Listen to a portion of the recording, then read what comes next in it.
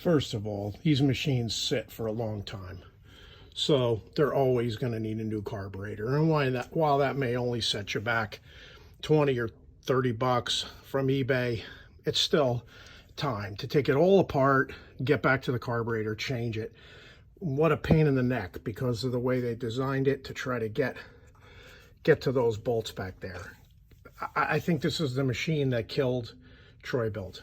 So the other piece is it uses a fuel pump because the fuel, like in most engines, is up here. This one has to pump it from underneath, so there's a plastic tank underneath. So you try to get this tank out, very, very difficult. You almost have to turn the machine over to get the tank out to drain the gas because there's no petcock in the tank.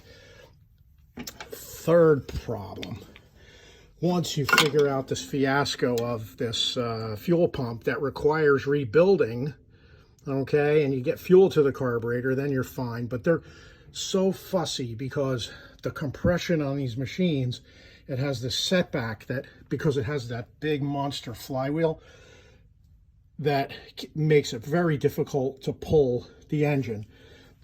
Next piece is you got this transmission and this wobbly ass belt that you got to figure out, and then this clutch inside that always needs it. That I found I had to put new bearings in it.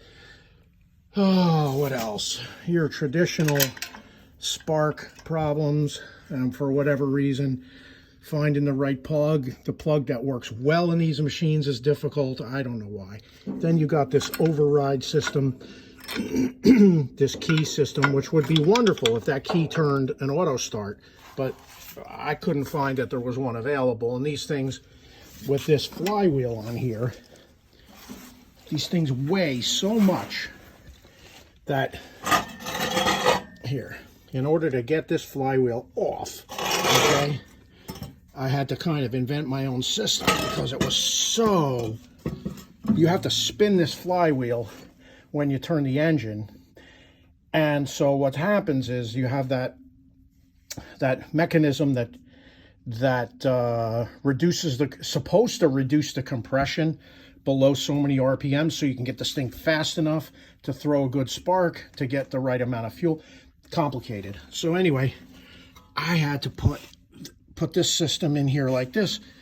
I had to use these couple of I had to use the tempered bolts that I had to clean these holes out and thread them back in.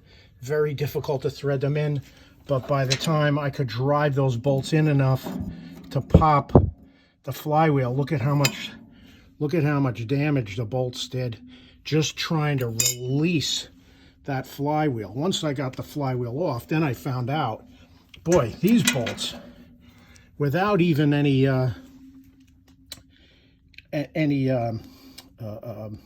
you know, thread sealant on them, try to get these puppies out. Oh my God, they were in there, because if you think about it, you don't want these bolts coming out. So they're very, very difficult, and they're the bolts that hold the engine to the body. So now that I finally have the engine loose, I'm gonna see. But I've been inside the engine, and I found also that these things suck in so much dirt when they're running that it's not uncommon at all to find scores in your cylinders. So, you know, there are just so many maintenance and repair issues with these things. And let's not forget that once these things get going, they are, with an 8 horsepower motor, this thing is a beast. It still really struggles to chip up a 3 or 4 inch branch, but don't kid yourself for a second that these things are safe, because shit's flying everywhere when you send your branches down there. And invariably this whole thing is put here so to diffuse people's tendency to reach in here and maybe get their sleeve caught on a branch and then just find that they've been sucked into the wood chipper. Then you got all these overrides. You don't know.